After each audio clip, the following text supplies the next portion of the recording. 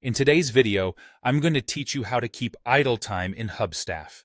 This is a crucial feature for effectively managing your time tracking and understanding how you spend your work hours.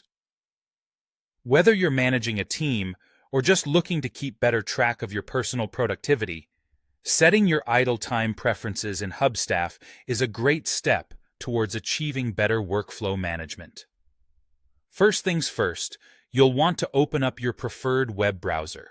Whether it's Chrome, Firefox, Edge, or any other option, the process remains the same.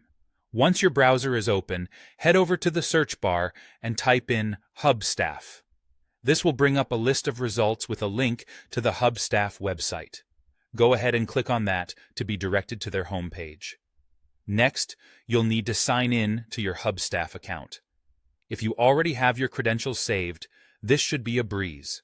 Simply log in using your username and password. If you've set up any two-factor authentication or other security measures, be sure to complete those steps as well to access your account. Now, for those of you managing accounts or acting as an administrator, the next step involves navigating through the main menu. Look for the navigation menu, which usually runs along the side or top of the page. Here, you're going to click on Settings. This will open up a drop-down menu or a new section that you'll want to look through. You'll see an option labeled Activity and Tracking. Click there. Inside this section, you should find another setting labeled Time and Tracking, and that's exactly where you need to go next. Once you're on the Time and Tracking page, you're going to see various options related to how time is monitored within Hubstaff.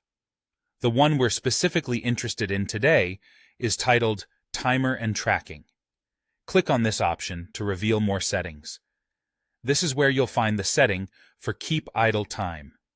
It's crucial because it controls what happens when Hubstaff detects no activity, like mouse movements or keyboard strokes, for a defined period.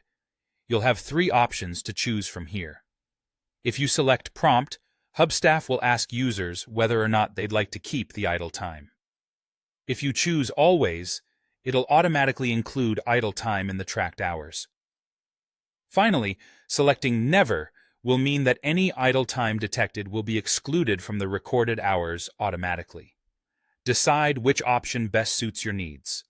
Always remember, the purpose of idle time tracking is to make sure your work time is captured accurately. So, select the setting that aligns with how you manage your or your team's productivity. By following these steps, you'll have efficiently set your idle time preferences in Hubstaff. Adjusting these settings will give you better insights and control over your time management practices, making you and your team more productive in the long run. Thanks for joining me today, and I hope you find these tips helpful.